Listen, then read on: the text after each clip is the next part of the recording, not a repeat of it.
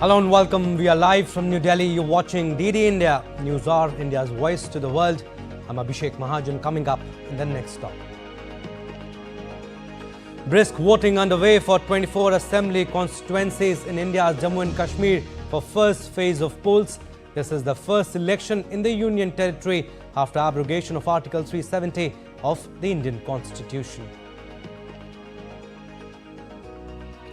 Death toll in Lebanon's pager blast rises to 9,000 injured.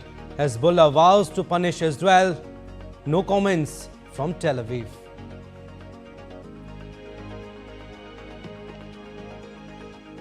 North Korea fires short-range ballistic missiles for second time in a week. US, Japan and South Korea condemn missile launch.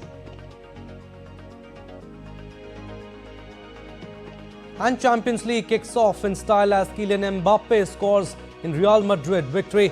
Liverpool bounce back to see off Milan.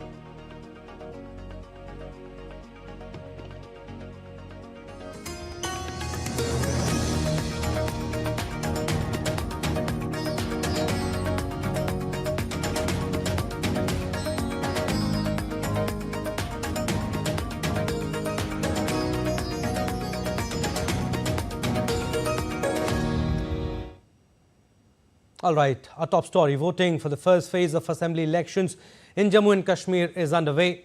41.17% voter turnout was recorded till 1 p.m. as per the Election Commission of India. Special polling stations are also set up in the national capital New Delhi for Kashmiri migrant voters. Voting, which began at 7 a.m. and will continue till 6 p.m. as per Indian Standard Time. This is the first election in the Union Territory after the abrogation of Article 370 of the Indian Constitution. More than 23 lakh voters are eligible to press the EVM button, determining the fate of 219 candidates spread across 7 districts. 24 of his total 90 constituencies are going to hustings in round 1 of 3-phase assembly elections. All SOPs of Election Commission are being followed in the Union Territory. Arrangements have been made for webcasting at every polling station and cameras have been installed to monitor polling, and that will be from the control room. And District Administration Kulgam has set up an election control room to monitor the election process in the district. The assembly polls in Jammu and Kashmir are being held in 3 phases, the second on September 25th and the third on October 1st. Votes will be counted on October 8th. And long queues of enthusiastic voters were seen all over the Union Territory, showcasing the spirit of democracy as voters lined up at polling stations to cast their vote. I am casting vote for the purpose of peace, prosperity and development. There are several minor issues which can be resolved by electoral process. I ask all the electorates to come from their homes and cast their valuable vote and elect their good representative who is the honest, faithful towards the general public. Yeah, this is Roof Farmer. Actually, we have been waiting for 10 years and it was our democratic right. And as you know, people were suffering. So that's why you can see the crowd behind me. Everyone has come out and they are voting for their favorite candidate. You can see youth are participating. This time, I think more than 50% youth are participating.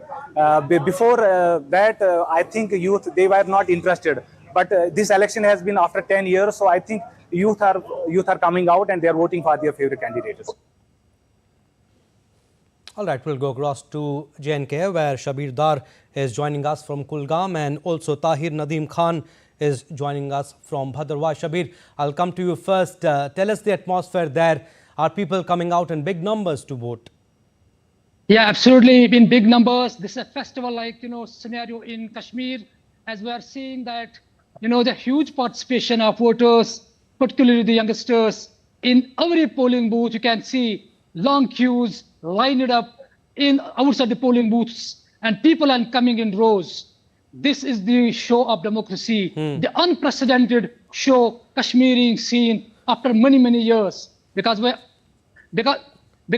have seen that in Kashmir earlier, the voting would mean that there is a complete ban on the day. But this time, the voters are showing their commitment towards the democratic process. They are giving the message that their issues, their solution lie in participating in the democratic process. And we have seen that ample security arrangements are in place. The administration is keeping every facility available to make this electoral process go smoothly and peacefully. All So right. till 1 p.m. we have seen the 41% polling has been recorded till 1 p.m. This shows that as day progresses, the voting percentage will cross all previous records. Right, voter turnout, like you're saying, has been good so far. But tell us, who are the prominent candidates from Kulgam, and also how do you see the contest overall? Yeah, Kulgam is a very interesting constituency because we have the only CPM candidate who has been winning here from last 3 elections, Mr. Mohan Yusuf Taregami, is contesting. Against him is the PDP, and an independent candidate is making his presence felt in the constituency because a youngster who is, actually backed by the Bayan Jamaat Islami, he is also in the fray, and he has been able to canvass large, huge crowds during the campaigning process. And this time, it is the competitive show of politics in Kashmir, in Kulgam particularly, because people from all ideologies, from all political parties, are trying to, outdo their opponent. They are coming in rows. So Kulgam is giving a message that democracy and participation in political process is the solution to all issues facing common people. All right, Shabir, we'll leave it at that for the time being, but yes, we'll keep taking updates from you. We'll go across to Tahir now. He's at Bhadarwa. Tahir, first of all, tell us about the voter turnout there. People coming out in big number to vote there? Abhishek, I have just received a communique from Information Department, and the latest figure is that 51% polling station has been done in 3 constituencies of district Doda, with Doda West is the highest, where 54% voters have already been casted, and in Doda East there is a percentage is around 49.3, and in Bhadarwa it's 51.7. So overall it is 51%, and hopefully by 6 p.m. when the voting will be closed, ballot boxes will be closed, it will be nearly 85%, which is unprecedented in the recent times. In parliamentary elections in these constituencies, the voting percentage was just about 69%, and this time, as the administration was hoping, district election office was hoping, the way they have carried out the sweep campaign in all over the district, and in fact even entire Chenab region, they were hoping it will be 85%, and that seems to become a reality. The way voters are coming in large numbers, we talked to some young voters. In fact, two sisters, Michelle and her elder sister, 20 and 18-year-old, they have traveled all the way from Amritsar to exercise their franchise of vote. They casted their vote here in Sarafa Mohalla. So that shows the commitment of the voters. If we talk about the elder voters in Gatha Pink polling station, if Shanti Prakash Pandit, he is 96-year-old, he was being given the opportunity to cast vote from his home, but instead he decided not to go with the home voting and come to the polling station to show to the world that how much they were waiting for the vote. And similarly, 91-year-old female Mariam Begum voted at a red polling station at Bhadarwa in Bhadarwa town. So the way each and every this ethnic group, or you can say in diverse section of society, they are coming in such a large numbers. It clearly seems that it is going to shatter all the records. Not only this, Abhishek, there are in Bhadarwa constituency, if you're talking, there are 6 polling stations which are located above the height of 11,000 feet above sea level. That is Jhatkai, B, Kota Top, Kaljugasar, Shingni, Gudekra, these kind of polling stations. The reports from there are coming are even bigger. Their polling percentage in that polling station is above 60%, and that has become only possible because those people traditionally live in high altitude meadows with cattle during summers, and they come down only in the month of October. Polling percentage, like you're saying, voter turnout has been good so far, over 50%, you are saying, but this area has seen frequent gun battles, elaborated security arrangements have been put in place for the assembly polls. I mean, tell us what is being done to maintain vigil in the volatile pockets. Obviously, the multi-tier security has been put in place. The day elections was announced on 16th of August. From that day, security forces are being sent to those volatile places, as you said, because in the last 6 months, we have seen 7, 8 these terrorist attacks in these areas, encounters rather you can say, in which some security personnel lost their lives, and even terrorist group 3, consisting 3 in Gundu area, they were eliminated. So after a long time, there were insurgency and those terrorist kind of incidents. That is why there was some apprehension that they will try and disturb the this poll process. But the way multi-tier security has been put in place, CAPF, J&K police and JKP, they are all there making huge circles of security that had brought in the confidence of the people. That is why in the high altitude areas like which I have named, even in those areas, voters are coming in large numbers to vote. That is only because of the multi-tier security and the way administration has gone all out to get the confidence of the people that they are safe and secure. No one is going to disturb them. That's why the kind of response we are getting in this election. All right, Tahir, stay with us. I'll come back to you. Meanwhile, let me introduce our guest. Senior journalist Aditi Tandon is joining us from New Delhi. Welcome, Aditi. Welcome. Appreciate you giving us your precious time. The polls are taking place after a decade and would count as the first regional elections in the UT after the abrogation of Article 370. And people are coming out to vote in big numbers, like our reporters are also saying. The voter turnout has been good so far, which is a good news too. Yeah, I think this is along the same lines as we saw in the Lok Sabha elections, where the voter turnout had exceeded 58%. And that was the highest in about 35 years. And the Election Commission had said that it had made foolproof arrangements for security. So as you said, Abhishek, that this particular election is a watershed election for several reasons. One, of course, it is the first election after the abrogation of Article 370 and Article 35A from Kashmir. It is also the first election where a number of, nominations and reservations have been made in the State Assembly for the underprivileged. For instance, the Scheduled Tribes reservation is being made in the State Assembly for the first time. Then we've also seen that of late, the Parliament of India has passed a series of laws in order to ensure that also, the women reservation bill that was nationally passed, provisions of 1/3 reservation for women in the Assembly of J&K is also made. As and when, that happens nationally, it will later on also happen for Jammu and Kashmir. And also, we will have to wait and see how these elections pan out, because this will really tell us which way the valley as well as Jammu are headed, because this is also the maiden election for Kashmir and Jammu as UT, because as we know, the states were the state was bifurcated into 2 UTs in 2019 through the JK reorganization bill.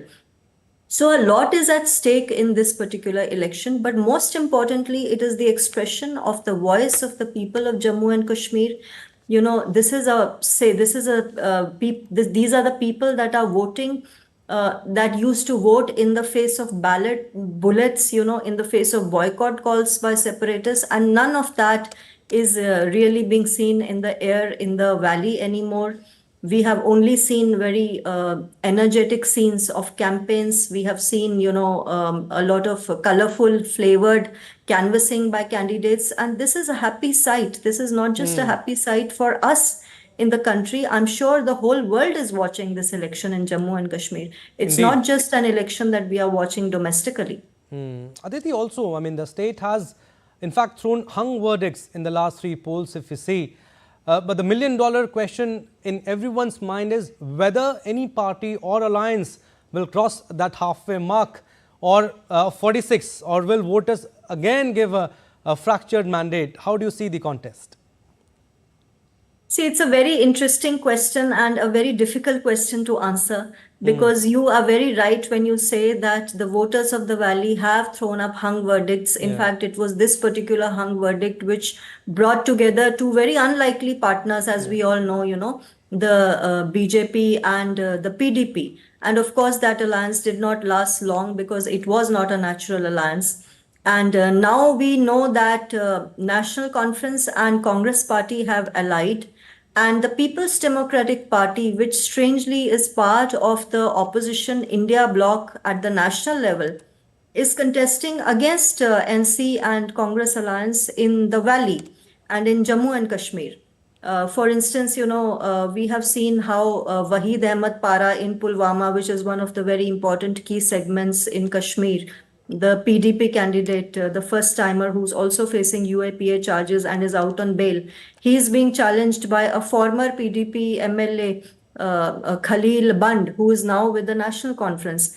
And a very interesting feature of this election, Abhishek, is that a lot of candidates as independents have also been fielded by the Jamaat-e-Islami. Jamaat-e-Islami's party has the backing of Etihad Party, Awami Etihad Party, which is the party of Engineer Rashid. Engineer Rashid is another very interesting person in this particular election, because we all know that he was lodged in Tihar jail and he was recently granted bail in order to canvass in the elections in Kashmir.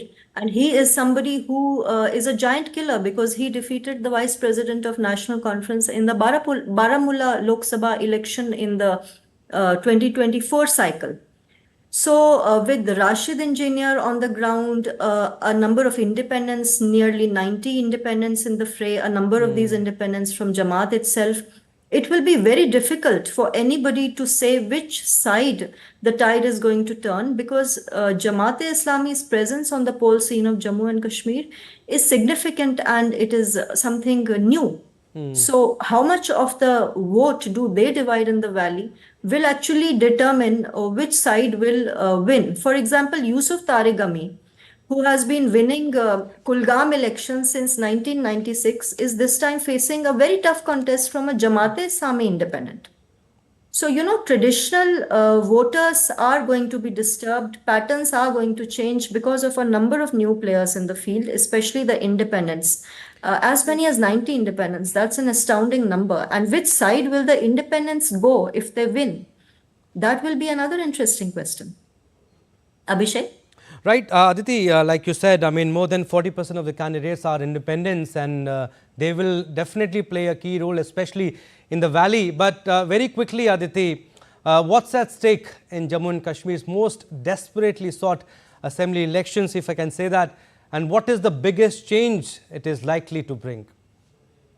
See, what is at stake in Jammu and Kashmir is really democracy.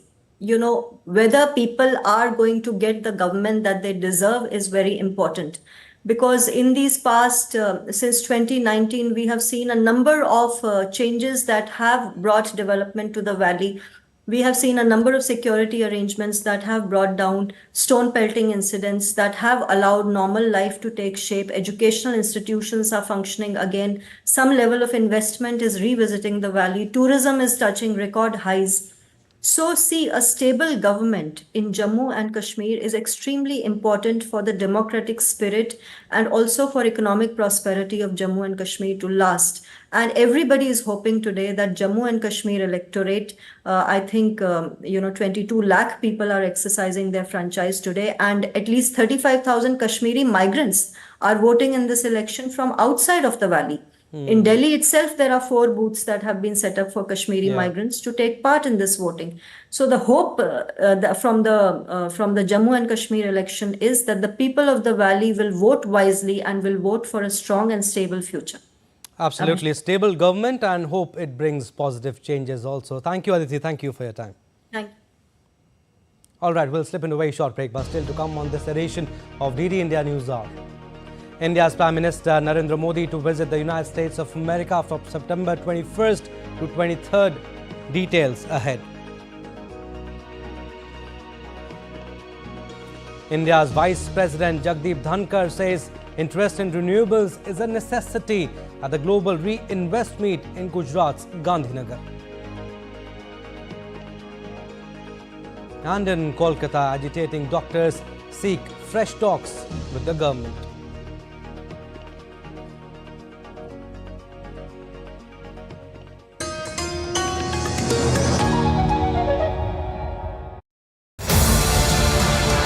This week on Defense Dynamics, we unravel the evolving contours of India's military diplomacy in an increasingly complex global landscape of geopolitics. What do we make out of joint multinational military exercises like Exercise Tarang Shakti, Malabar, Yudh Abhyas and Indira? What this actually means in terms of real geopolitics.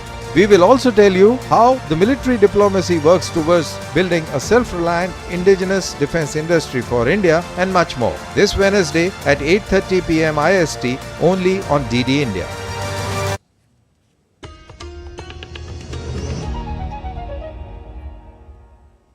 Welcome back. You're watching DD India News Hour. I'm Abhishek Mahajan.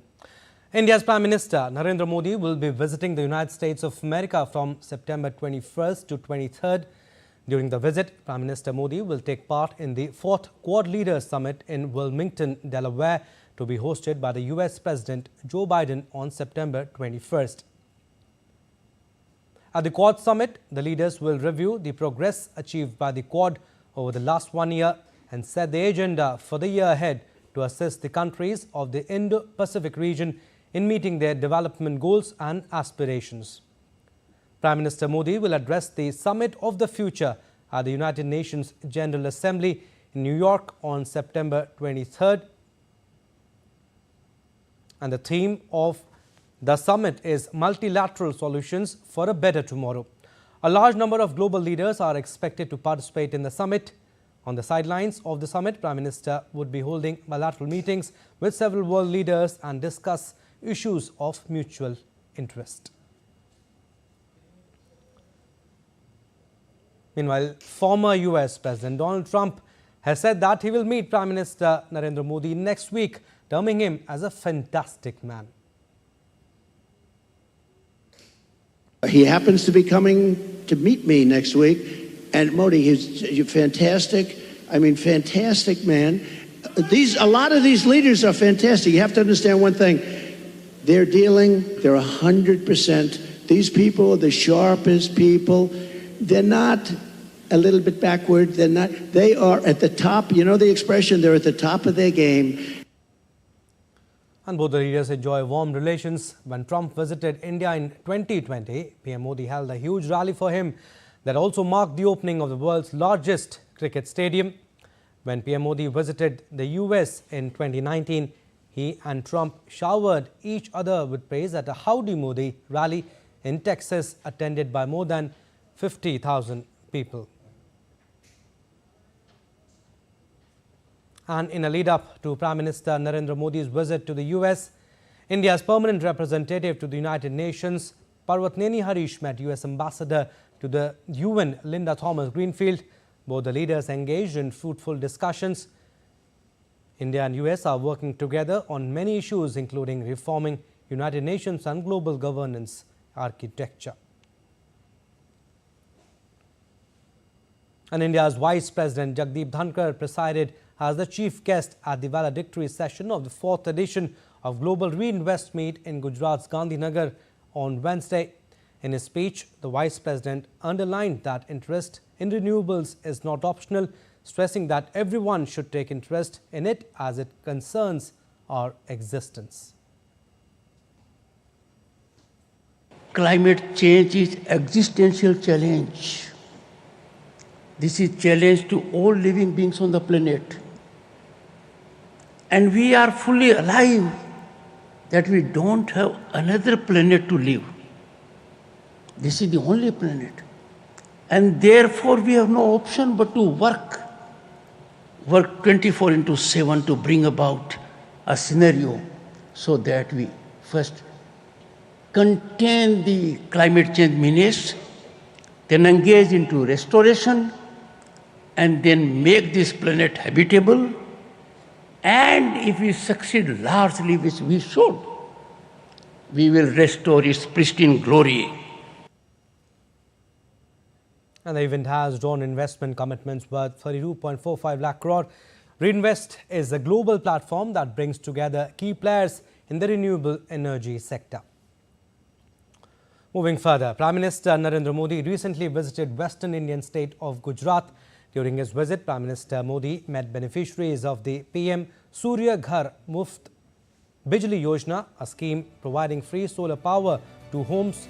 Sharing highlights of his visit, the Prime Minister in a post on X said that he interacted with people from several households who have benefited from the scheme. The beneficiaries highlighted the profound impact of the initiative. The PM Surya Ghar Muft Bijli Yojana is a government scheme that aims to provide free electricity to households in India. The scheme provides households a subsidy to install rooftop solar panels.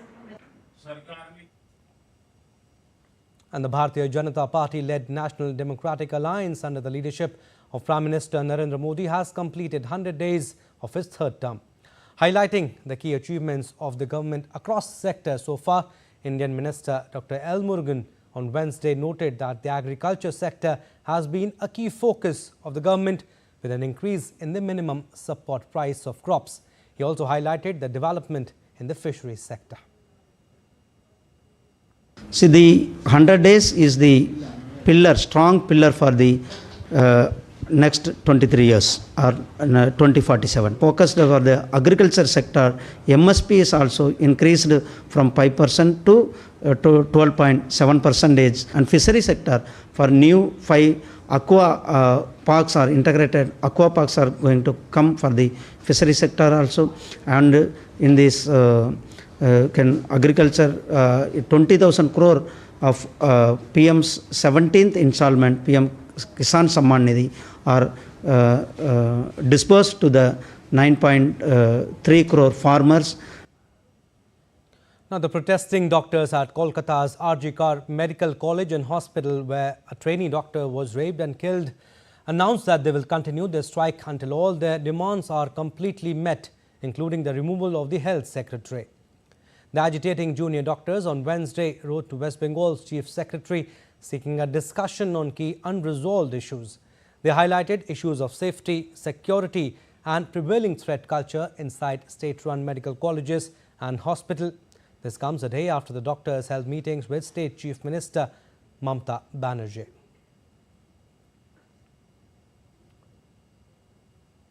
And in the times when malnutrition is vastly underfunded and often ignored, India's strong focus on tackling malnutrition is being praised. Bill Gates has applauded India's effort to promote the cultivation of millets, underlining the fact that millets play a role in an overall balanced, nutritious diet. In a recent interview, Bill Gates, in a way, awarded India A grade for its dedication to solving this critical issue.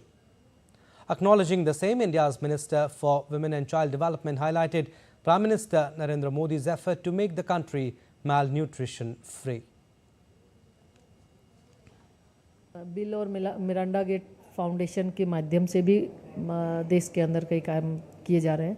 आज प्रधानमंत्री जी का focus कुपोषण मुक्त भारत का है और लगातार महिला बाल विकास मंत्रालय की ओर से हम आंगनवाड़ी केंद्र के माध्यम से, चाहे वो बच्चों को कैसे कुपोषण से मुक्ति मिल सके, इसके लिए अभी ये सितंबर का महीना 7वां पोषण माह चल रहा है. इसके माध्यम से भी हम जागरूकता अभियान जन जन तक लोगों के बीच जाकर फैलाते हैं. All right, time now for another short break, but still to come on this edition of DD India News Hour. Russia claims hitting Ukraine's energy facilities. Ukraine forces continue to repel the offensives. Second assassination attempt on Donald Trump triggers a debate. And campaigning for Sri Lanka's presidential election gains momentum, with candidates making their final push to attract the voters.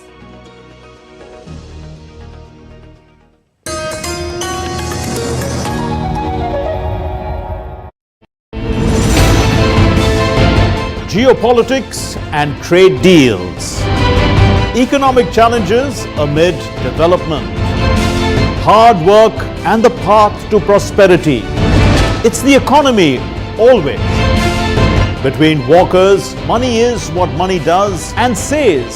Supply creates its own demand. Between the bulls pulls and bears tears.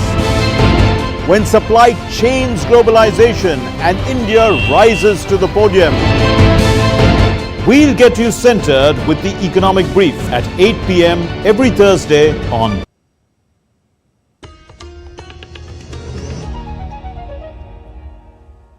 Welcome back. You're watching DD India News Hour. I'm Abhishek Mahajan. Recap of what we have done so far.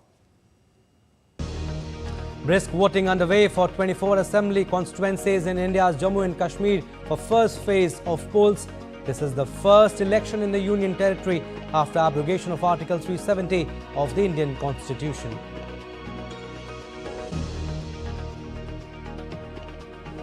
Death toll in Lebanon's pager blast rises to 9,000 injured. Hezbollah vows to punish Israel. No comments from Tel Aviv.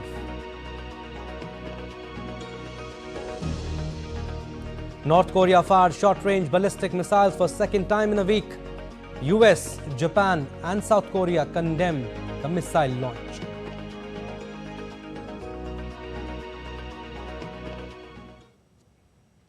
Death toll in Lebanon's pager blast claims 9 lives, wounding several thousand people. Explosions of hundreds of pagers that were used by Hezbollah members rocked Beirut on Tuesday. Hezbollah puts the blame on Israel, which has not made any comments so far. The United States has denied any role and called for diplomatic solution to the conflict.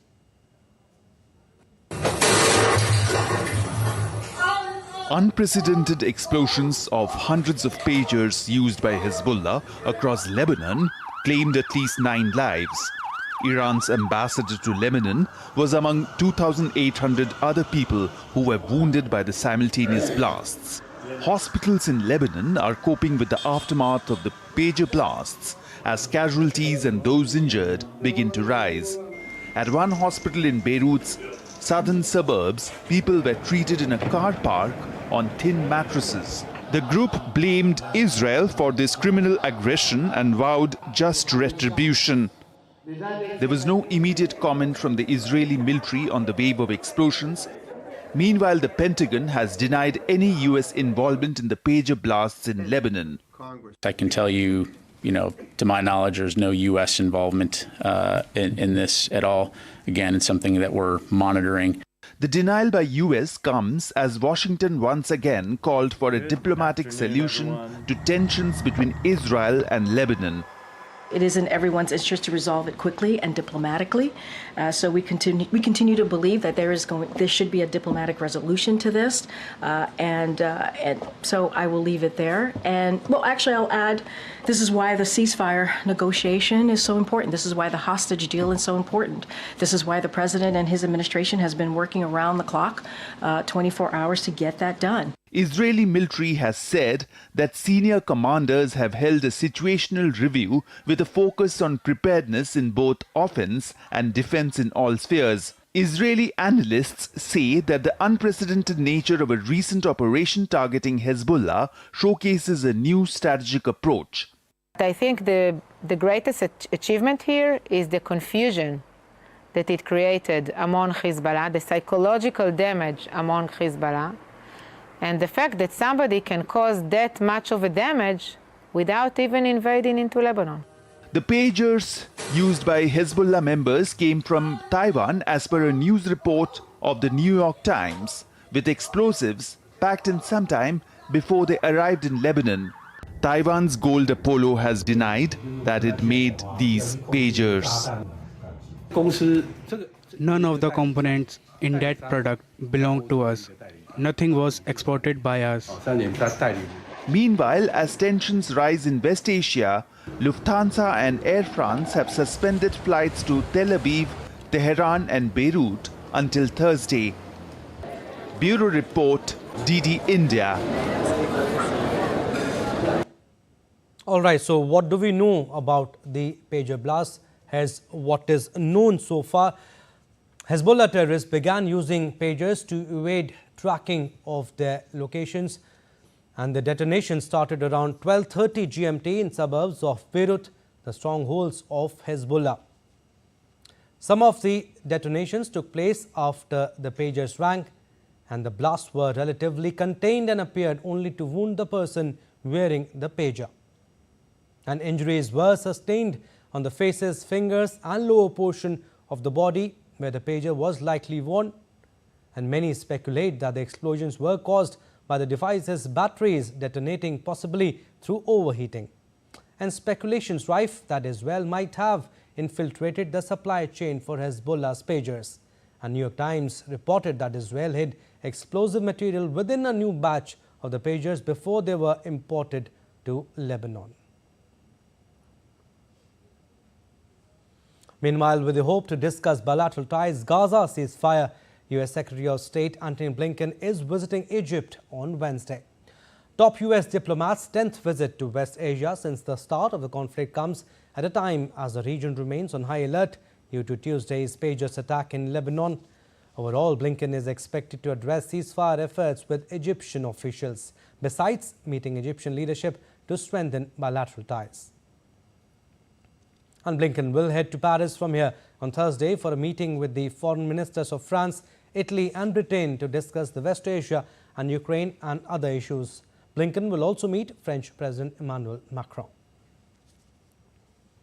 Now shifting focus to Russia-Ukraine conflict now, where Moscow has destroyed 54 drones on Wednesday in an attempt to repel a drone attack launched by Ukraine.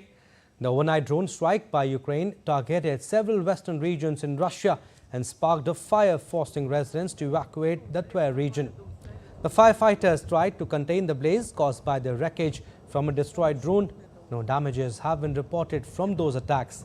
Schools and kindergartens in the region were suspended for a day. And on the other hand, Ukraine said it shot down 46 of 52 drones in a counter-attack launched by Russia. The Ukrainian Air Forces claimed that Russia had used 3 guided air missiles. Meanwhile, Russia said that its forces on Tuesday had hit Ukraine's energy facilities, arsenal and temporary mobilization points within its military-industrial complex. Ukraine forces continue to repel the offensives. The General Staff of the Ukrainian Armed Forces reported ongoing resistance to the Russian advance in the Kurakhov direction, while Russia repelled multiple Ukrainian offensives in the Kursk region and struck various armored vehicles. Russia also claims to capture the Ukrainian town of Ukrainsk in the eastern Donetsk. And second assassination attempt on former U.S. President Donald Trump may add fuel to the fire of already heated election campaigns for November 5 elections. While its supporters are coming out in open, reiterating their support, the Republicans are asking, why assassination attempt only on Donald Trump? Does it mean that there might be much violence in the U.S. elections in coming days? Here's a report by DD India's Akhilesh Suman. Second assassination attempt on U.S. presidential candidate and former U.S. President Donald Trump has triggered a debate amongst the experts on the need to enhance the security ring around him. But it is now a matter of intense political debate too, with many Republicans raising uncomfortable questions about why only Trump has been on the radar of assassins and not the Democrat leaders. The Republican vice presidential candidate J.D. Vance holds Democratic Party's provocative statements against Trump responsible for such attempts. If you tell the American people that this person is the end of democracy, if you tell the American people that this person needs to be eliminated, most of them, thank God, are going to ignore you, but some crazy person is going to take matters into their own hands and actually listen to the crazy rhetoric that you're putting out there. Vance issued a warning to Harris to tone down her voice to avoid further escalation. Thank God nothing truly tragic has happened to Donald J. Trump's life, but we are very, very close to real problems in this country. Democrats have got to cut this crap out, respect their fellow Americans, debate our differences. Don't try to censor your political opponents, because censorship will eventually lead to political violence. We've seen that now twice in the last couple of months, and I hope Democrats learn the lesson. White House was quick to deny the accusations hurled by Team Trump. I want to be very clear here. The president and the vice president have always forcefully condemned violence in all forms, including political violence, and we certainly have never encouraged any violence in any way. On the other hand, the common American man is getting circumspect about violence becoming more and more pronounced in these elections and wants it to end. Yeah, I'm concerned for everyone's safety on both sides. The country is so divided right now, and both political parties are so divisive. And I'm hoping that Donald Trump will bring this country back together, somewhere where we can unite around a common goal. Trying to keep politics apart from such insane acts of violence, the Democratic presidential candidate and US Vice President Kamala Harris has already tried to defuse the situation by calling the Republican candidate after the assassination attempt was foiled. US President Joe Biden has also said that Americans must resolve their differences peacefully at the ballot box and not at the end of a gun. The assassination attempts were not successful, but nevertheless they have triggered a political slugfest that threatens to engulf this entire presidential campaign like none before. Akhilesh Suman's report for DD India. Now, North Korea fired a missile off its east coast on Wednesday, days after North Korea unveiled a uranium enrichment facility and vowed to beef up its nuclear arsenal. Japan's defense ministry said the North appears to have used a ballistic missile, and Japan's Coast Guard said the missile was believed to have already landed in sea and urged vessels to watch out for falling objects. The South Korean military also confirmed the firing of multiple short-range ballistic missiles. It did not provide further details, including the exact number of missiles launched. The latest launch came days after Kim Jong-un visited a uranium enrichment facility and called for more weapons-grade material to boost the arsenal.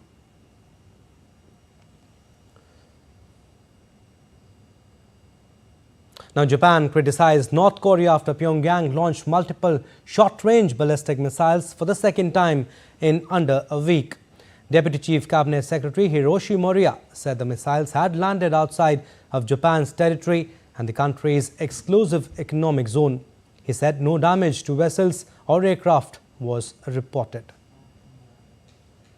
There is currently no confirmation of any damage to aircraft or vessels traveling in the vicinity. North Korea's development of nuclear missiles is a threat to the peace and security of our country and the international community, and it is absolutely unacceptable. Regarding this launch, we have made a firm objection to North Korea through diplomatic channels in Beijing, and we strongly condemned it.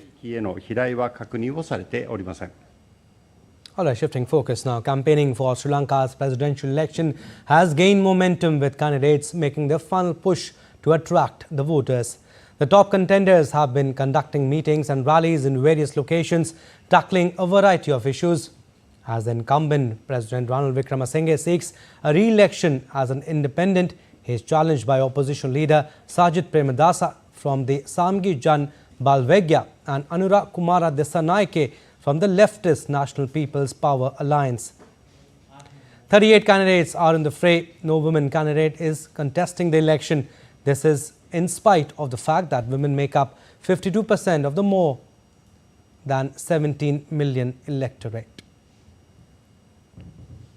Now let's take a look at other stories making news around the world.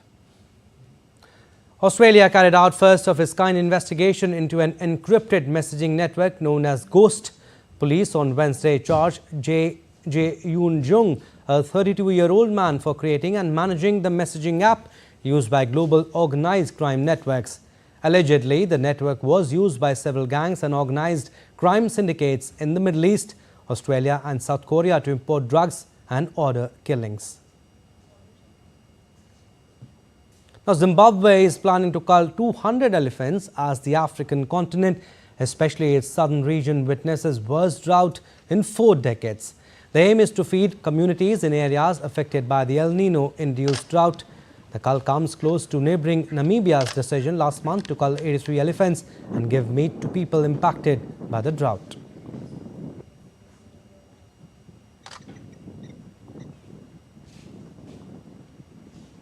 And a partial lunar eclipse offers sky watchers in many parts of the world a captivating celestial display. The partial lunar eclipse coincides with the September full moon known as the harvest moon. This full moon is also a supermoon, appearing slightly larger and brighter than usual due to its closer proximity to Earth.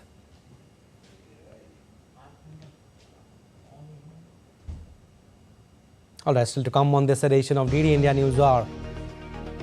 India's Finance Minister Nirmala Sitharaman to launch NPS Vatsalya scheme. India's wholesale price index drops to 4-month low.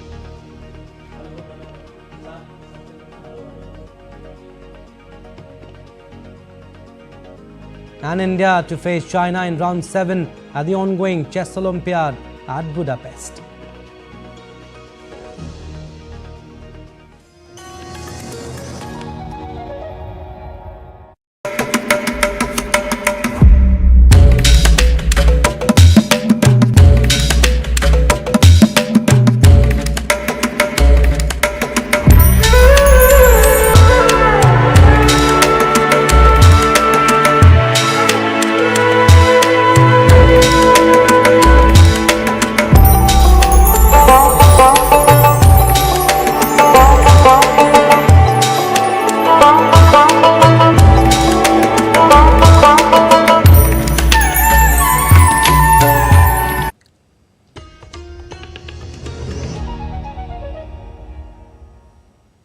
Welcome back. You're watching DD India News Hour. I'm Abhishek Mahajan. Some more stories. India's Finance Minister Nirmala Sitharaman will launch the NPS Vatsalya scheme in New Delhi on Wednesday. NPS Vatsalya scheme is aimed at providing long-term financial security for minors. It is a financial investment that parents or guardians can make on behalf of their minor children with minimum contribution of Rs 1,000 per year and no limit on maximum contribution, making it accessible to families from all economic backgrounds.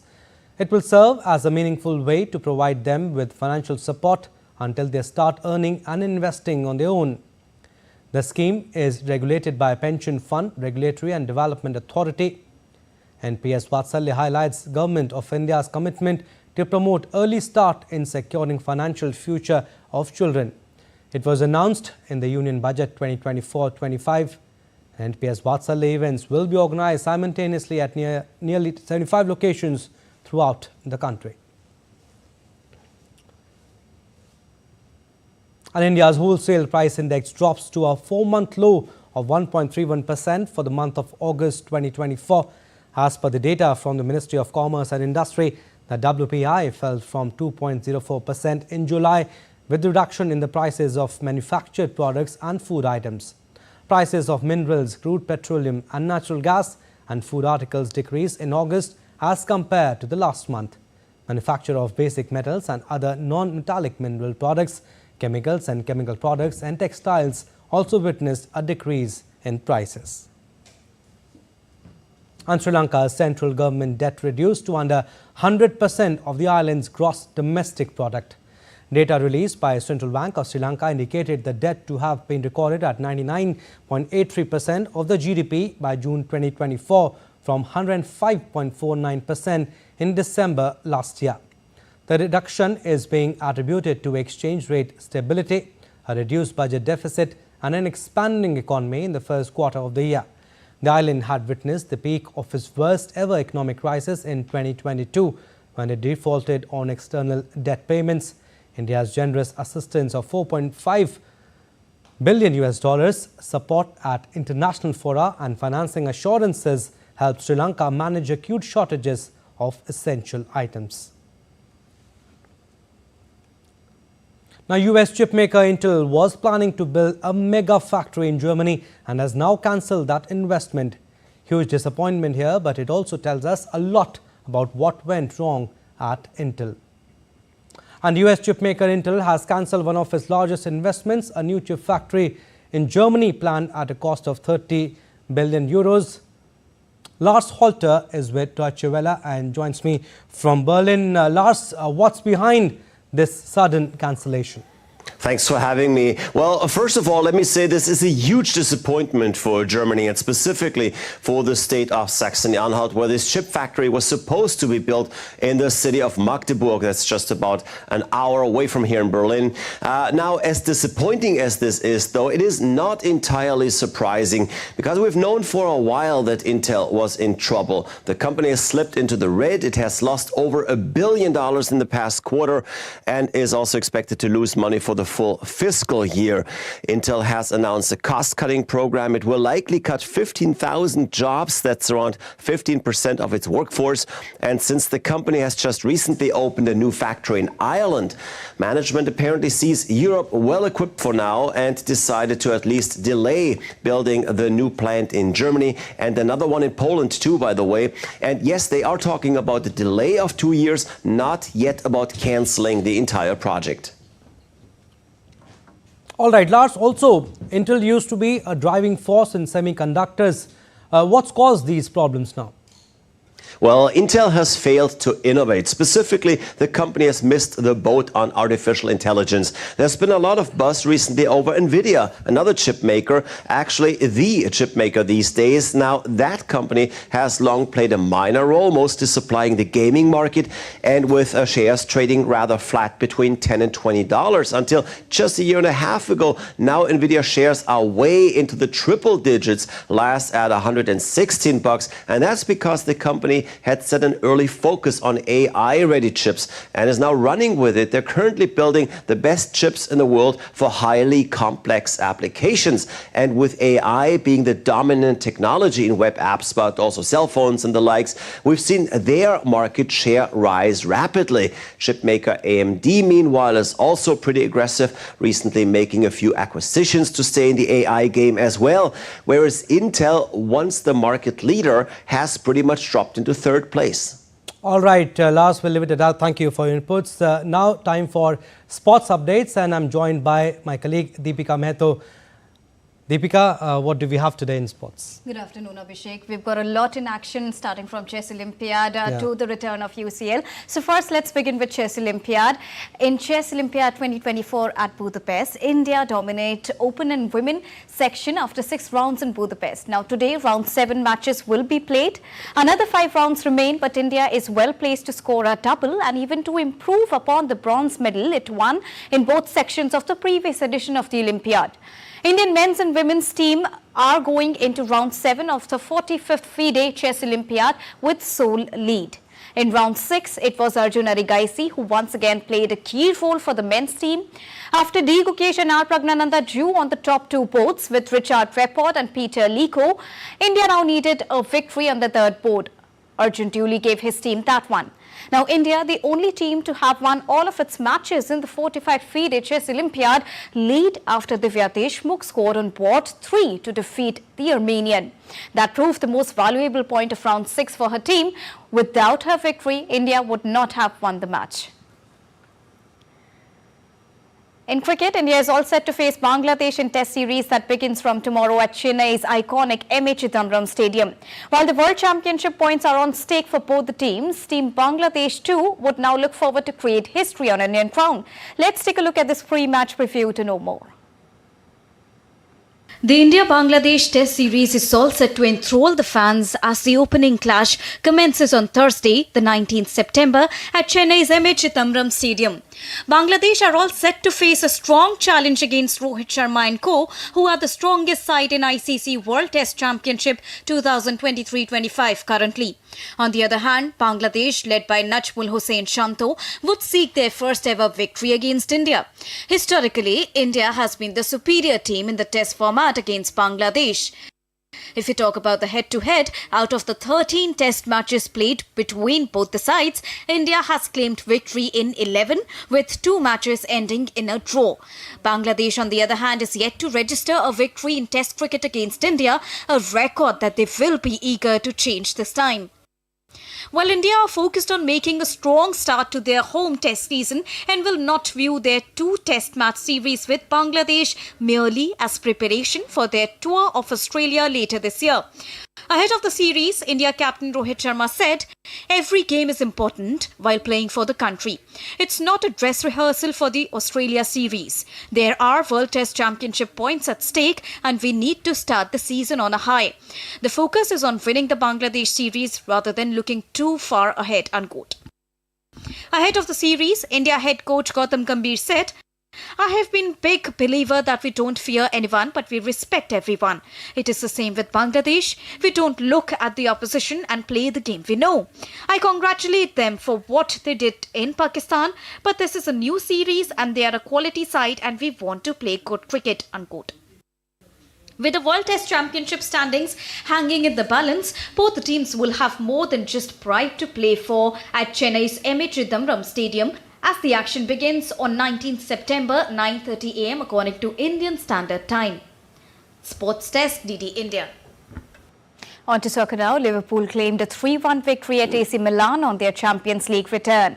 Virgil van Dijk and Ibrahima Konate proved vital at both the ends as they guided Liverpool to win against AC Milan in their opening Champions League encounter. Liverpool were playing their first Champions League match in 18 months after spending last season in the Europa League.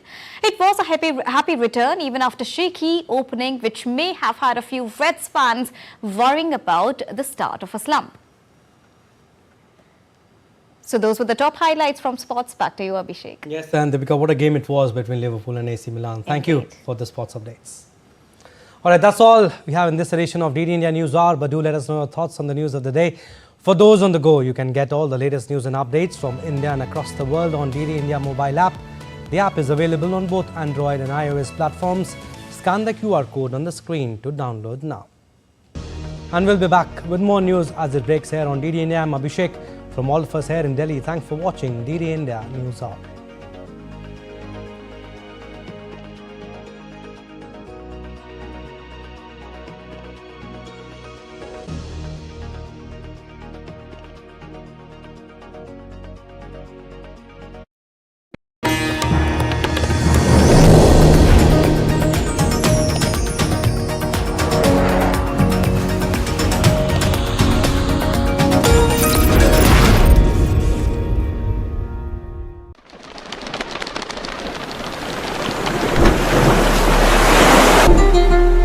Welcome to the fascinating world of Daman and Diu and Dadra and Nagar Haveli.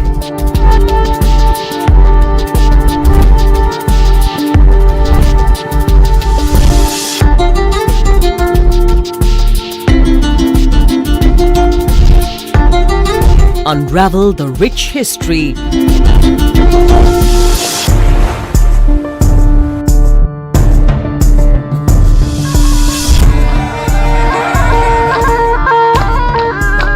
And traditions of these places.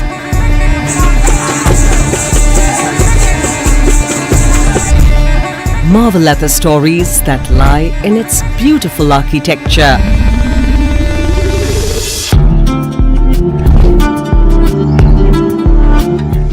Bask in the tranquility of its greenery and beaches.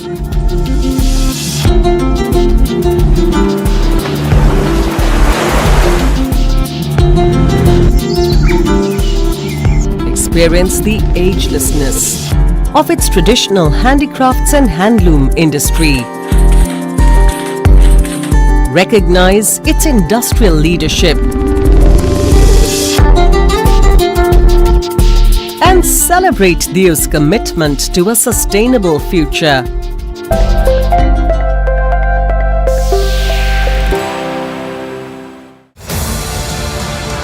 This week on Defense Dynamics, we unravel the evolving contours of India's military diplomacy in an increasingly complex global landscape of geopolitics. What do we make out of joint multinational military exercises like Exercise Tarang Shakti, Malabar, Yudh Abhyas and Indira? What this actually means in terms of real geopolitics. We will also tell you how the military diplomacy works towards building a self-reliant indigenous defense industry for India and much more. This Wednesday at 8:30 p.m. IST only on DD India.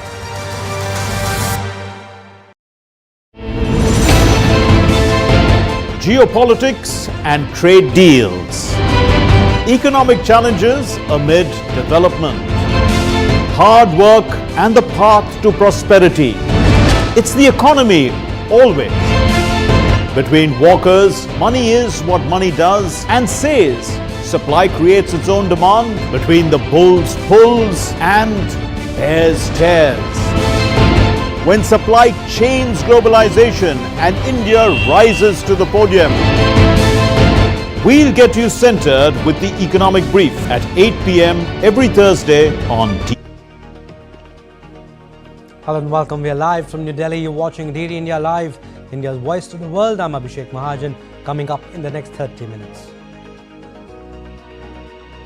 Brisk voting underway for 24 assembly constituencies in India's Jammu and Kashmir for first phase of polls. This is the first election in the Union territory after abrogation of Article 370 of the Indian Constitution. Death toll in Lebanon's pager blast rises to 9,000 injured. Hezbollah vows to punish Israel. No comments from Tel Aviv. North Korea fired short-range ballistic missiles for second time in a week. US, Japan and South Korea condemn the missile launch.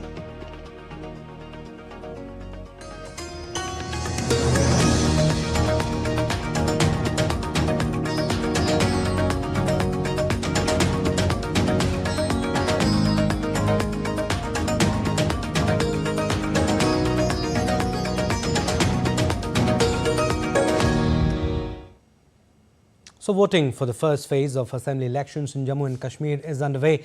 41.17% voter turnout was recorded till 1 p.m. as per the Election Commission of India.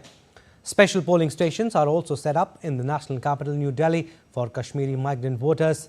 Voting, which began at 7